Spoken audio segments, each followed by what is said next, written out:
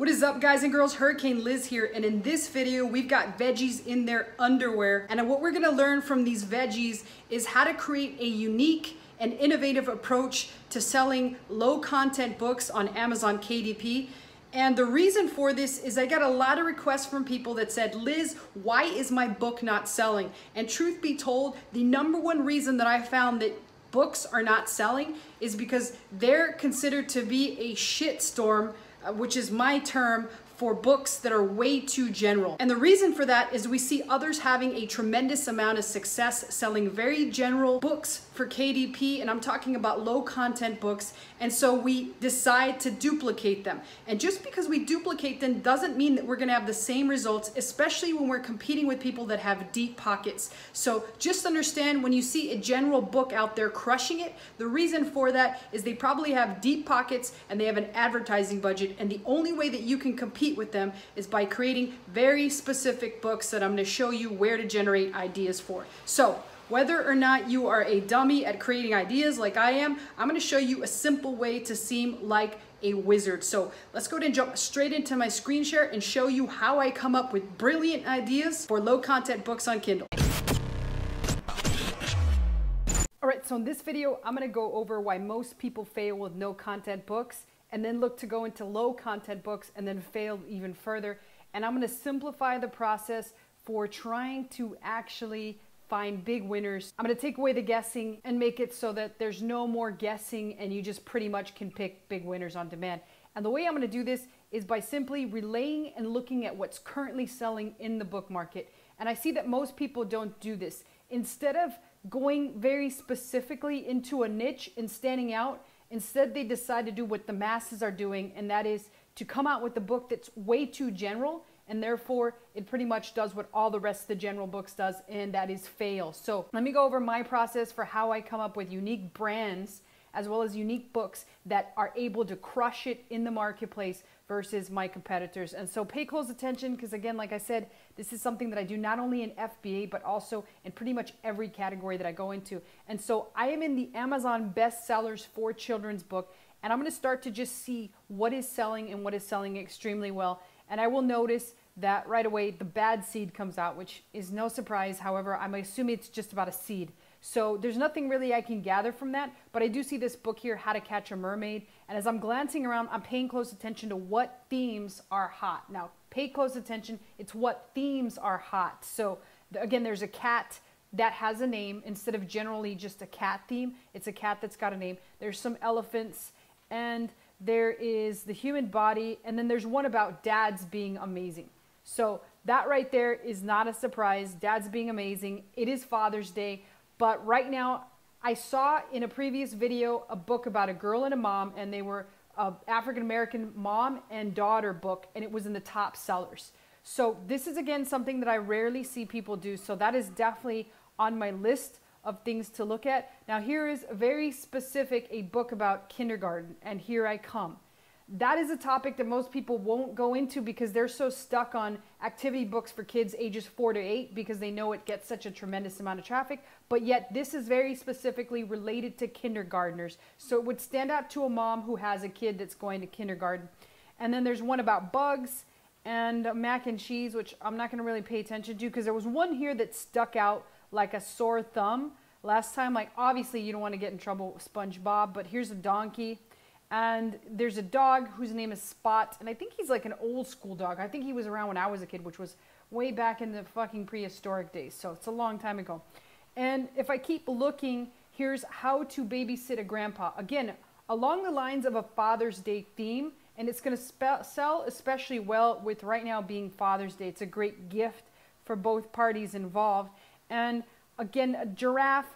And here's what I'm talking about with the generalized theme. If I look at this preschool math book, it's very general. It's got a unicorn, it's got a mermaid, it's got a hippo, it's got some rainbows. It has all sorts of shit. It's like a book of a shitstorm, or a very general book with a lot of different themes going on. So it's kind of meant to actually stand out for a general sense of a theme. Whereas How to Catch a Unicorn, again, this How to Catch series has lit and caught fire, and it's doing extremely well. But here's another example, Grumpy Monkey, and then here's one, Llama Llama. Llama Llama. So it just tells me that llamas are hot. So if I'm creating any sort of broad books, and I'll show you examples here in a minute, I should be creating them about llamas, I should be naming cats, I should be talking about monkeys, and I should be doing ones for fathers and grandfathers and things of that nature. And there's been a couple with polar bears. So polar bears now I find out is a hot theme. And then I'm going to keep looking. Here's a farm related one. So farms are great too. Waiting is not easy. Again, another elephant. So elephants are particularly hot right now in the preschool niche. Here's again another shitstorm book from Modern Kid Press that has a bunch of different things going on. And remember, too many things going on is too broad and it's considered general, or too many things going on is just going to be way too much focused around children's activity books ages 4 to 8. So we want something really, really specific. And of course, Dada by Jimmy Fallon, falling in, I believe it was Jimmy Kimmel's footsteps, and he's come out with his own kids book. But here is the one that stood out to me, and stood out to me so much because I could almost make a parody of this and come up with so many different ideas. It's Veggies in Their Underwear. And if I actually bring up Veggies in Their Underwear and take a closer look and actually see what's inside these veggies in their underwear, I can almost formulate an evil plan, right? So in this Veggies in Their Underwear, and now I'm not saying to go out there and make a bunch of books about veggies in their underwear, but these are more than just veggies in their underwear. These are fully clothed veggies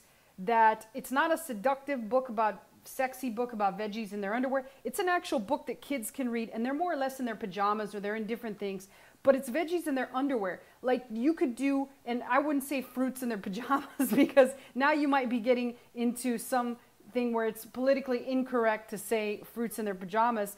But what I am saying is that these veggies are dressing themselves and they're stripping nude.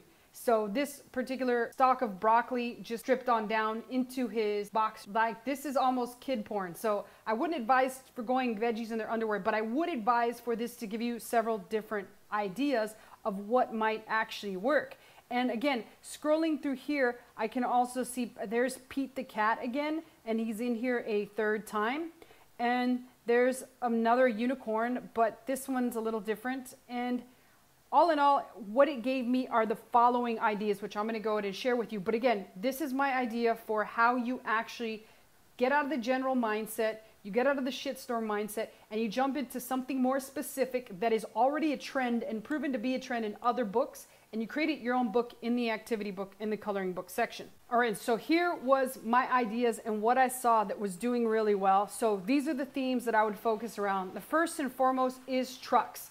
Big trucks, monster trucks, and garbage trucks are doing extremely well from just overall perspective that I saw as I combed through some of these other actual book categories. So I would do some sort of themed actual book on garbage trucks, dump trucks, or any kind of trucks, tractors, things like that. Those are red hot. The other thing that's hot is this dot marker book, and I'm pretty sure you guys have seen it, but it's sort of like a big image. Here we've got some examples. It's a big image, and inside it has these dots that are meant to be dotted in with the bingo market dot. So it's kind of like something grandma or grandpa would do if they were actually at bingo, except we're talking about kids here. Kids are also hitting those daubers hard with their coloring books. Again, an addiction, so it's definitely a very attractive niche. And the next thing was, again, we got into that kid porn, which was veggies, and I'm not talking about that kid porn, I'm talking about veggies in their underwear. Like, talk about showing kids veggies stripping their clothes off to get in their underwear. So veggies in their underwear, but you don't have to do veggies. How about a veggie activity book and or a fruit activity book, or an activity book that focuses around certain food? It could be pastries in their pajamas, it could be seeds in their socks, it could be nuts in their knickers, it could be anything of that nature, but something with vegetables, something promoting healthy eating, yet still teaching kids handwriting or activities or something of that nature. And then the fourth actual idea is, again, a Father's Day theme. Do a Father's Day coloring book. We saw those Father Day fill-ins that I've talked about in a previous actual episode, and there's just a bunch of different Father's Day books that we can actually do. And lastly, the other theme is llamas. Llamas are red hot, so you could also do llamas doing a number of things, either llamas coloring, llama activity book, or again, llamas in their underwear while you color them. So all sorts of crazy ideas that you can come up with just by looking what's in the top categories in books. So again, I took ideas that are very successful in another niche and just brought them over into the coloring books and the activity books. Very simple to do, yet I don't see a lot of people do it. A lot of people are still jumping into those shitstorm books, which are those very, very general books. You don't want to do that. You want to start to specify books and jump into those books. Be very specific, be an innovator, and be a pioneer. And that's pretty much it for this video. If you have questions or comments, post them below. I always personally answer them, and I will see you in the next video.